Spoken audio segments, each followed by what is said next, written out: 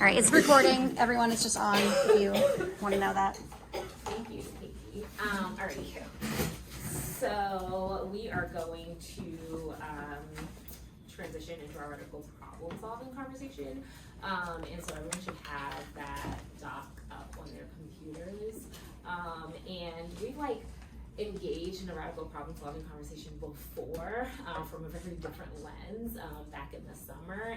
And so the goal of this conversation is to really, one, to highlight the bright spots that we saw, talk about the challenges, and then really hone in on what solutions can we kind of come to in order to address our most urgent challenge, which we'll get into in a minute. But I think that the framing that we talked about when we did our first RPS, I think also applies to this in terms of if we could break down all barriers and think about if we had all resources at our disposal, what kind of solutions would we think of? And I think that the benefit of thinking in that way is that one, folks are able to share out thoughts and solutions that you might be a little hesitant to share out because there are some barriers that you're thinking about, but also thinking about solutions that could be helpful in solving a problem later on down the line. So we're gonna pause and I'm gonna give you some time to just looking at the doc, read the two quotes around bright spots and challenges, and think about why do we identify bright spots, and why is it also important to identify challenges as well. We'll take about 2 minutes to read those.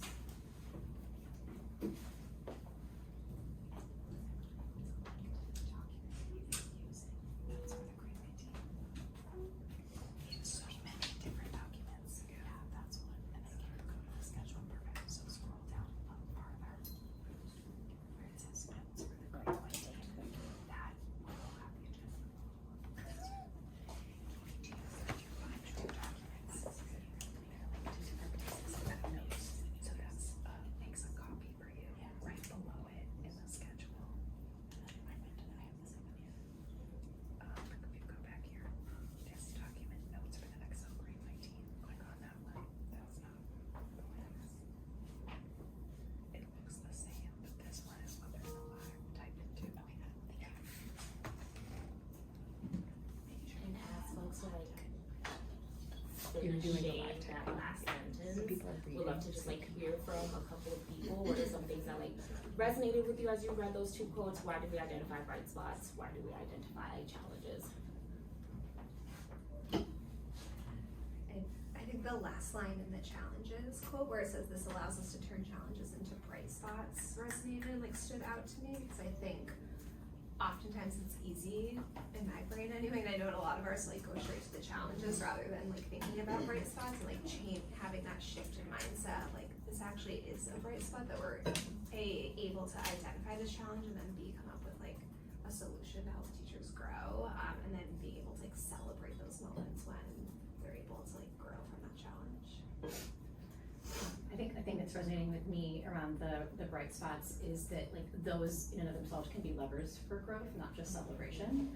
And it gives us an opportunity not only to spotlight folks who are doing great work, but also to identify what are some of the practices that we can support teachers to replicate in their spaces.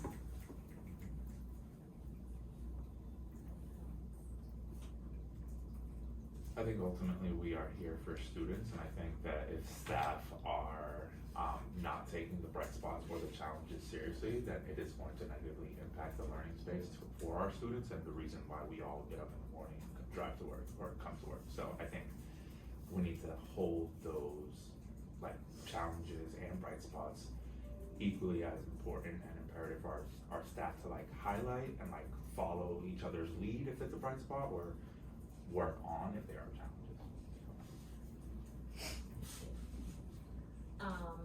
And I think so all of that resonates with me, and I think that our ability to recognize bright spots also makes staff feel good about themselves, and feel more primed to hear the challenges and be ready to work on them. And so I think that our work to be able to do that is really critical for kind of like what Orlando said, we want to show up and do the work. And that's like not an easy thing to do, right? And so I think that, you know, we've talked a ton about like the different mindset shifts that we need to have in order to be able to like really push that culture here this year. And so thinking about like what are the mindsets that we need to have as we like one, think about the purpose and like necessity for recognizing bright spots and challenges, but also thinking about like the mindsets that we need to have to really just like dive in and be solution focused on this most urgent challenge. So at the bottom of that first section, you'll see a list of mindsets that are like important for us to consider as we dive into the rest of this conversation. So I'm gonna give you all like a minute to read over those.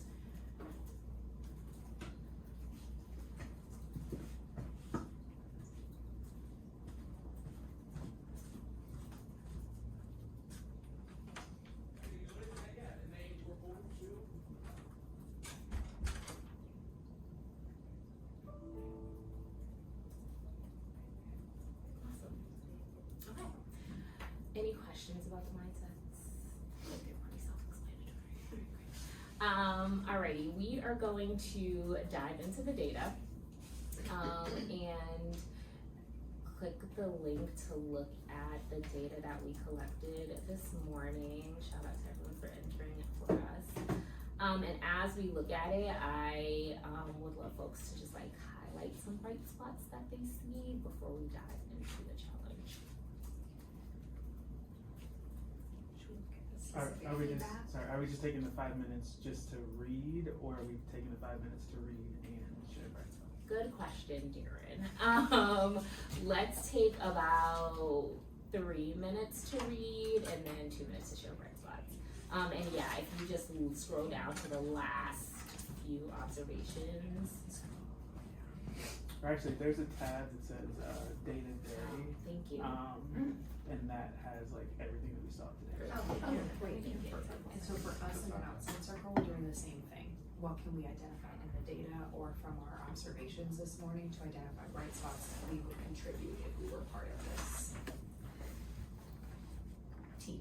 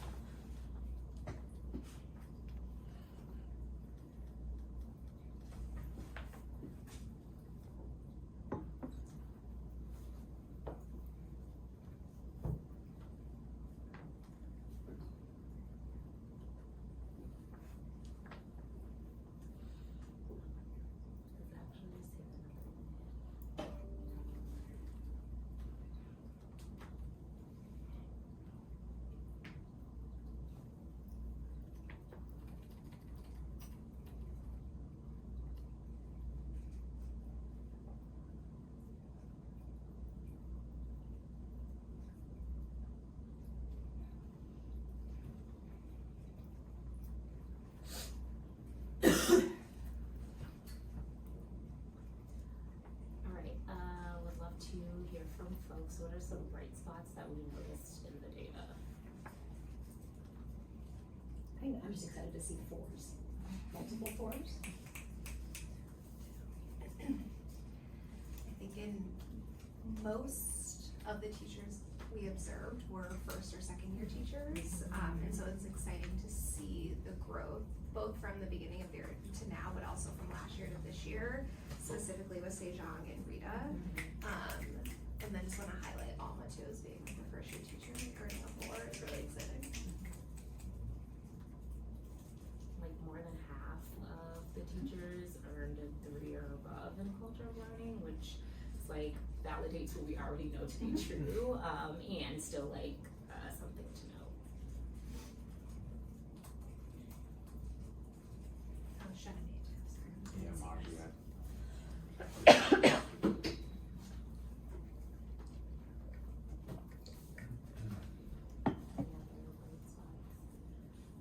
I think even though he didn't receive a 3 or a 4 during these observations, someone like Charles, who has had a bit of confusion a part of his role this year of like doing multiple things, but being his level of buy-in and dedication and commitment to whichever role he's placed in is very apparent. So just wanted to shout that out.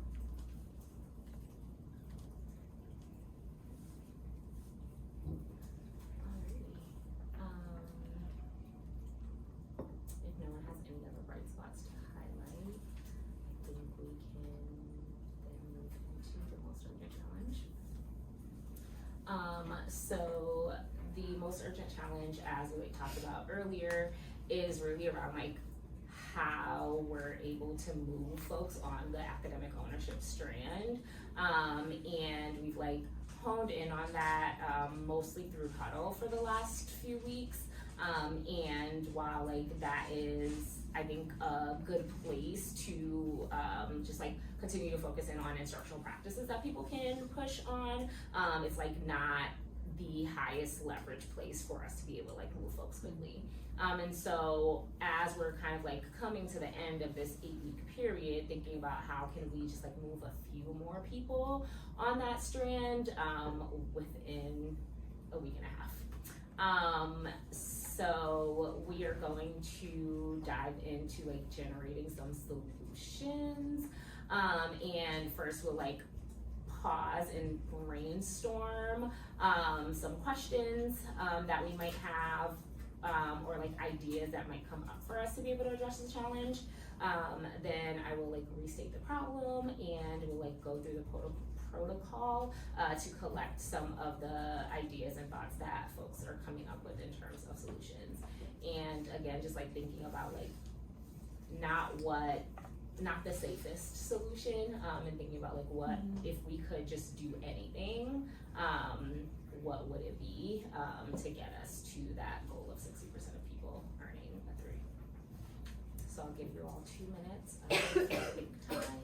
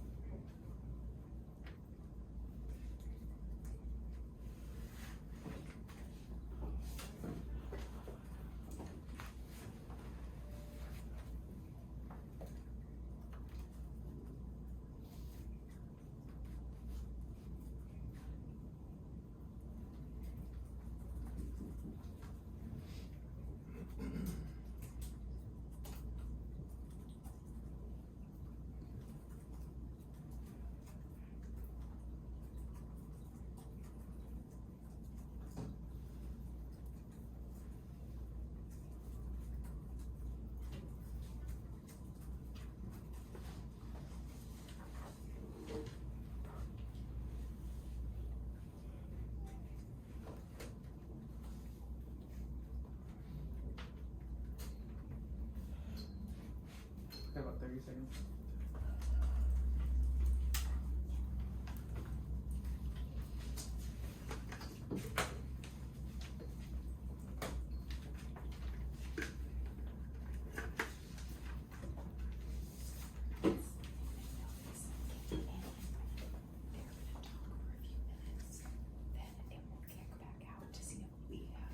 Contributions that they haven't considered. So you're looking at the data or thinking, how does this team with this was a good challenge? What suggestions would I offer them? Yeah.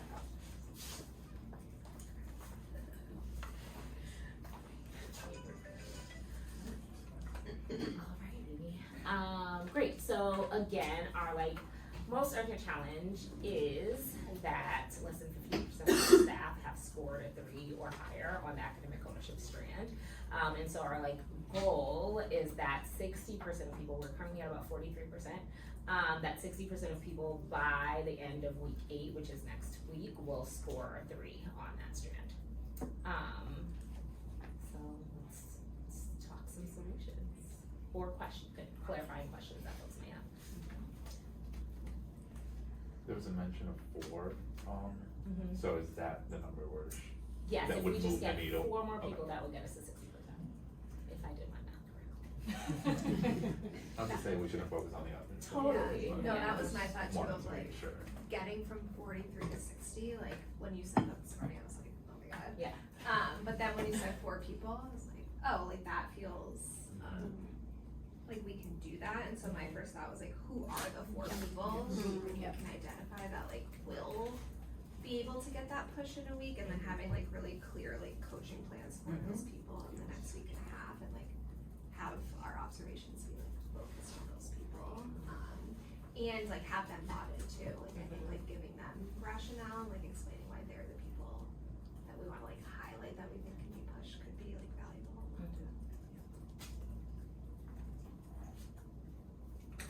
I think looking at the data to identify like who those like 4 people are, but also thinking about like are there folks like within the building that they could then like learn from, and how do we structure that learning in a way that ensures that like they have like the correct takeaway, right? So I think when I look at the teacher summary page and you like scroll over, I don't know if one of us asked for this, I didn't ask for it, I don't know if someone asked for this like to be added, or if Fernie, I don't know if you guys just added this, but he added like the percentage of observations above a 3, and I think it's like clear that like Shinemi, like 92% of her culture of learning observations have been above a 3, 58% of her academic ownership observations have been above a 3, and like Rita are 2 people that like folks should be going to see. And so how do we like identify the folks who we know need to grow, and then potentially like utilize these folks in like our coaching of those other people? It's like be like, great, we're gonna go see them together, and I'm gonna like plan out like how I expect like this person to like go into the class, and then what the key takeaways are, like how are we using those types of structures to push those 4 people potentially. Do you wanna like identify who those, or is that getting that? I was words.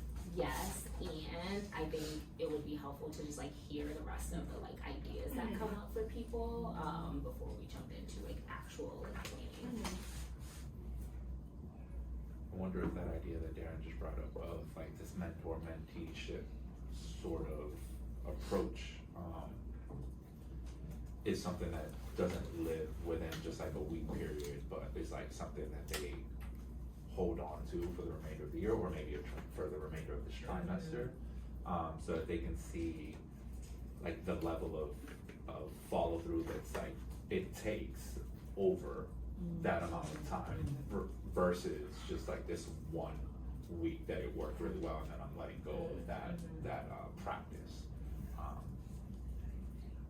I think I'm thinking about is like how I'm using my one-to-one opportunities with folks, and like reflecting on how I haven't used any of this data in those conversations, and also I think how those one-to-ones are structured so that they are focused more on like supporting folks to like understand their scores, and then like set like kind of like contextualize those within their PD goals, and then like plan together around how we're going to work towards that. I think that like right now so far this year my one-to-ones have been much more like logistical and sort of responsive in the moment, and I'm like just thinking about ways I can shift that to be more responsive to folks.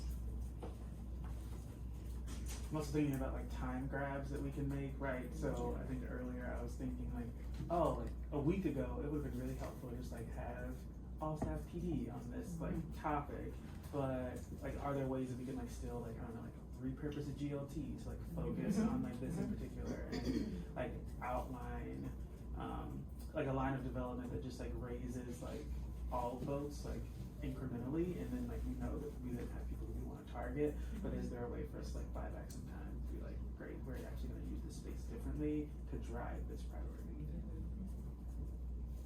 I'm also just thinking about WIN right now, having recently launched as like just an opportunity to see more people giving direct instruction. I think there's like within that more opportunities for people to hit that 3, and I think we've talked a little bit within our specialist team about how like it's been more difficult to get people doing the explicit instruction. So I think that's just also a place where I'm thinking about really like prioritizing observations and Mhm. feedback in the next couple weeks. Before we kick into the outer circle, I think like piggybacking off that, I'm like, and how can we like highlight those bright spots in win and like elevate those like replicable behaviors to then support people to see that like win and like your core content class aren't this like disjointed thing. And so like what we're seeing here should also be happening here, and like doing that like mindset shift for people around like what win is. Maybe, I'm sorry, I know we're gonna go to another segment, but I think using that in ourselves, in our own work of like collaborating with other deans, or like Megan and I, or Cassandra and I, or whoever, and like coming correct so that it's a model for them on how that they should be working together to get these like practices down, these protocols down, these procedural things down that will only help their practice, but also so that they can see, okay, they're talking to each other about what they're seeing in us, and we need to improve, because if they're putting in the time and effort, then so should we, as the staff, so. We're not able Tia. This group? Yes, okay. Outer circle, we've heard them talk about some ideas. We are gonna offer some additional suggestions that they may not have considered. They get to take them or leave them and like go back to their discussion. So I think to prime us for that, just find a partner and turn and talk with like, if you were this team, what other suggestions do you have? And then we'll hear from 3 or 4 of us and then go back to you. So consider that helpful. So find a partner to chat with. I was looking at their like observation notes. They are. I was thinking, might probably not this week, but like upcoming, some differentiated PD that they approach with. I'm curious if there's like a one thing. I like the idea of like mentor kind of thing, but I think that's a bigger thing. And so I was like, how could they use the video of that teacher and then video of that dummy, and then like actually just practicing it in meeting. And then I was wondering about like co-teaching or see one do one for managers.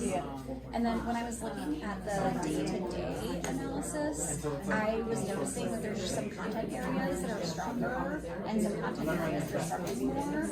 And so I wondered about cross-content collaboration and how that might be helpful, but I don't know enough about like profiling the content areas and metrics and national. Right, so I think that could be better to manage, because my manager has to be reassured, you know. I was thinking a lot along the lines of videotaping, and could they use a quick video in the huddle in the morning? I've done that, I know say something on Friday, but, and then I'm curious how much they've been using video in like one-on-one, like of the people that they want to move, like and show them the video of them.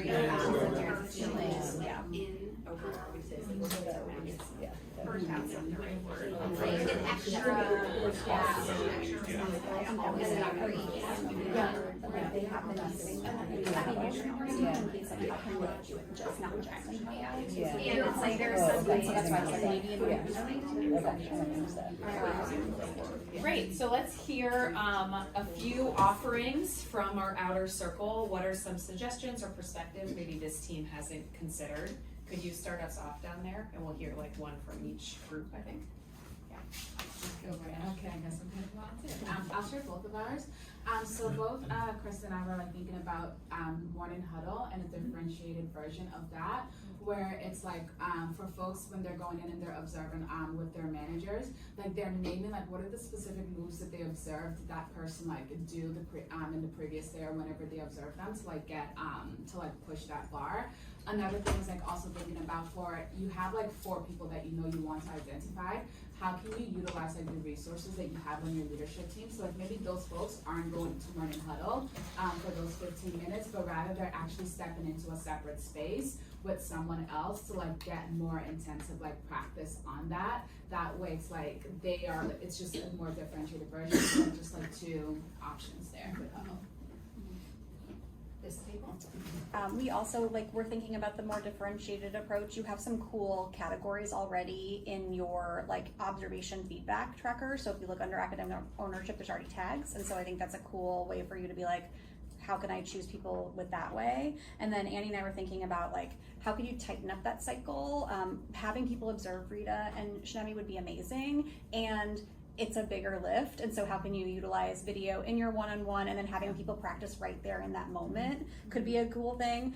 We, like Ash's group, we're trying to think about other tighter time buybacks for you all, because it's a week and a half, and you don't want to feel like you're creating an entire new program. So I think that was our biggest thinking. And then a question I had, which I don't have any context because this is my first time seeing your school, is how much are you utilizing live coaching, and what would it be like if you had one thing that your team was focusing on with those 4 people and they were just getting feedback on that? And I don't know, and maybe you're already doing that. I think one thing that we talked about was just like, what are the actual specific moves that are differentiating like a 2 to a 3? So like thinking about who is already at a 3 and like what are the specific things that they're doing. Cause even like the categories that were named in the problem, which maybe it was more of a space thing, but those were still kind of broad, like intentional circulating can look like a couple of really specific moves. What are those moves? And then we talked about like differentiating that potentially as like a PLC for those four teachers. And then sort of like a lingering question that I had was like, getting 4 people to this point feels like doable, but then like what then? Like how are you gonna then use those 4 people to like continue momentum with the rest of the school? It was kind of similar to what I heard. Utilizing the 4 people that you wanna move, creating almost kind of what we did today, a teacher walkthrough. I've seen it work in the past where they would go and observe their peers.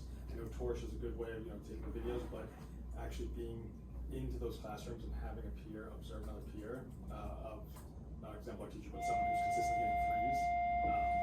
But schedule those so that you do and maybe see a couple teachers if you're trying to move a certain 4 group. Those are our offerings. Thank you. Thanks. Okay, so coming back together with like the additional ideas that were generated, sounds like we're like all in on finding and identifying those 4 people based on the data, and then thinking about, I like the idea of essentially like think about doing this in like several different places. And so I think to Katie's question, like we've talked about live coaching, I think primarily with the instructional leadership team, and have been doing that in different ways, I think with people based on like where our individual folks are. But I think the one area that we've all had like consensus around as a like barrier for people to move in this strand is really around their intellectual prep. And so I think like something that Megan has done with Jedi is like actually going in and like redoing a lesson plan with him. And so I'm thinking about like how can we just kind of like replicate some of those moves that like Megan has done with her one-on-one coaching, to like support people with the intellectual prep piece, because I think the intellectual prep is like the key thing right now that's like not supporting folks to be able to move into other spaces. And so I'm thinking about like, we talk a lot about pacing, we talk a lot about like student like voice, right? And so like if folks are not actually intentionally planning for those things, then like we're not gonna see them happening. And so I'm like, I think the idea of like differentiated huddle could lend itself to really like supporting those 4 people with that, and in that one-on-one coaching piece. So kind of to your point, because I'm thinking about how we're shifting the structure of our one-on-one meetings to really dig more deeply into that piece. So I've like said a lot, I'm gonna stop talking.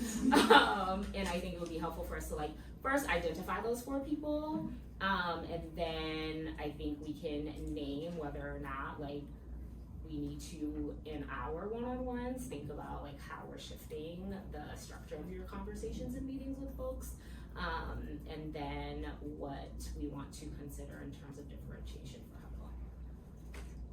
think like started to name some of those folks so people can just like shout them out. Kelsey. And I think we said Taryn Susan. and Jedi. Jedi, Sejong could be. Oh, Sejong. Close. So we have our 4 people, and like as folks are thinking about those people, are there other things besides intellectual prep that like actually does it, or rather that more resonates with what they need? I feel like Sejong doesn't need a lot of coaching with his intellectual prep. So like what is the lever for him? I think with him and with I think a lot of the people that we just mentioned, it's like, how are you actually utilizing your intellectual prep? Like, you actually have a detailed weekly plan, but like when you see it in action in class, like those two things necessarily aren't always aligning. So like, how are you using that plan either the morning of? Like, I think with Sejong, it's like, great, I'm looking at this the morning of to remind myself of like, what are the specific questions that I wrote in my weekly plan? I have them there, but how am I like actually using them in class? I don't want to jump too far ahead, but that was the first thing that came to my mind when we talked about differentiated huddle and intellectual prep. Is like, oh, actually, like walking through your day and thinking through what are those key moments, what are the things that I'm really like watching out for. Okay, I'm gonna back up. So sorry. I was just gonna say, I think with those 4 people we mentioned, like a lot of them I think would like fit into that category rather than like they're doing the prep, how are you using that to like find more success in class?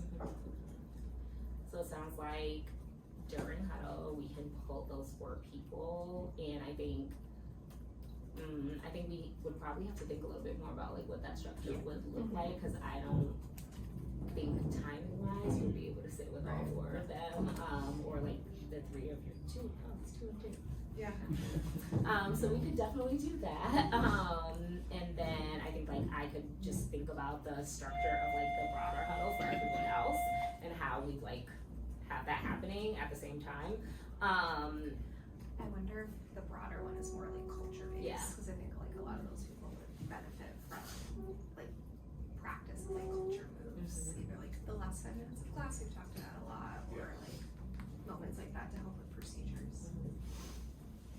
I think that's like a really good idea, and I would almost like take it back to just like the core components of like the behavior management cycle like itself, right? Like just getting more at bats around like giving really clear directions, positive narration. Like I think that is a gap that could like grow back as we like have this like hone and focus. Like we want to make sure that we don't like lose sight of those just like fundamental skills.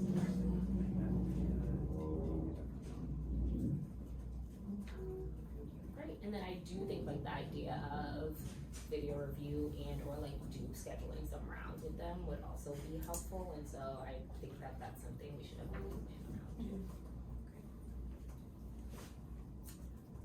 That was our time. That was our time. We're actually like ahead of schedule. If we want to do any more action planning, we actually have space. I'm just wondering like how to like roll it out to those 4 people, like what is the framing that we're giving to them, and how I think like especially with Kelsey and Taryn, and I think with Jedi and Sejong, like they are people within that like heavily impact adult culture in our school, like in a positive way I think, and so like how can we use this as an opportunity to like build that rather than like make it seem like you're doing something you're not supposed to be doing. I don't know. Yeah, I think Taryn and Kelsey typically are people who like get like positive recognition and like know, and like I've had conversations with them around like their kind of level of influence and just like the ways in which like they are supportive of other teachers, and so I think, and they're both people who also like respond really well to feedback and like want to continue pushing themselves. So I think that like the frame could be from like a positive lens of like you are already doing X, Y, and Z things like well, you are already seen as like a leader, you're already seen as someone that like people look to, and so like as we're working to like continue to push your own, you know, practice and growth, like we want to like support you to like grow so that you can also like support other people. And I think kind of similarly for Sejong, like he's gotten a lot of like highlighting and like praising this year, and I think that I hope that he feels like he has grown a ton since last year. And so, and I think that my vibe from him this year has also been that he's like really receptive to the feedback. And Jedi just like always wants. He'll be jazzed. Yeah. So I think just like framing it from the lens of like you are doing all of these things already, and like we know that you can grow really quickly, and here's how we want to like really help you to do that because you're like this close. I think they would all be receptive to that. Yeah, I think like generally like there's power in like prioritization, right? Like people like to know what like their priority, like in naming for them, like hey, like I'm focusing on you because like I know that you can do this thing. Like expressing that level of belief is also like a key to this. So not only like are you already like, doing these great things, I really want you to grow, but I know you can do it. Is another piece of framework. I meet with them today and tomorrow. Should I like talk to them about it today? Yeah, you should probably do that. Yeah. And I need to look else again. Great.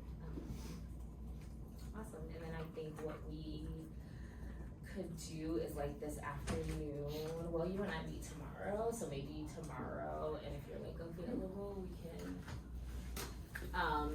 just like think through the shifts we want to make to Huddle next week, and think about like how we want to structure that to be able to like dive in more deeply with folks.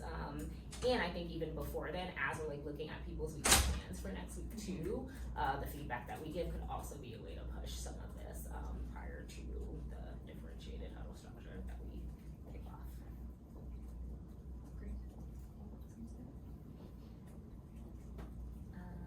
Alrighty, so we're reflecting now. So if this all goes according to plan, what do we expect to be true by the end of next week? How will we know? And then like what trade-offs do we need to make? I think there are going to be some that we haven't highlighted, so it would be helpful to like name those.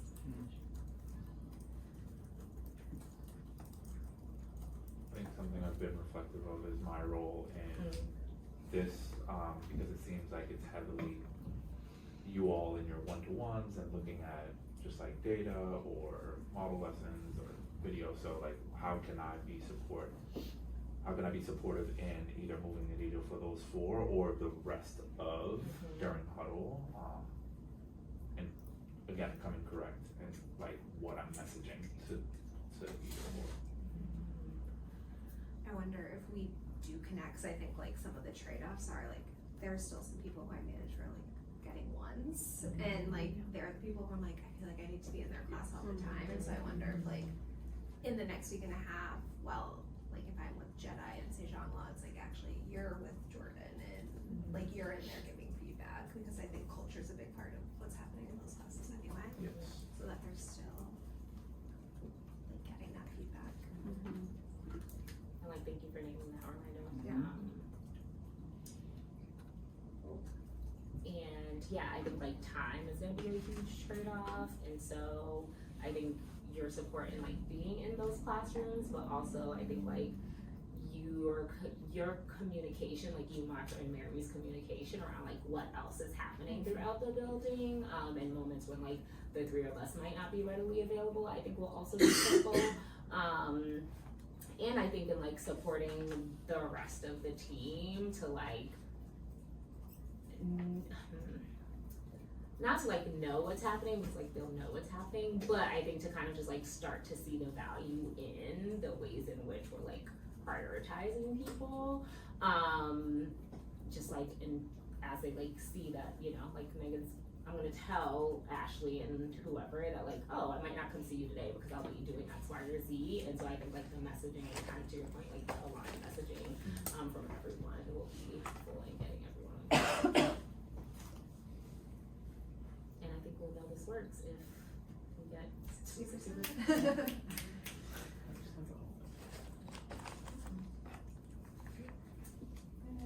And that's it. Thank you. Nice. See you.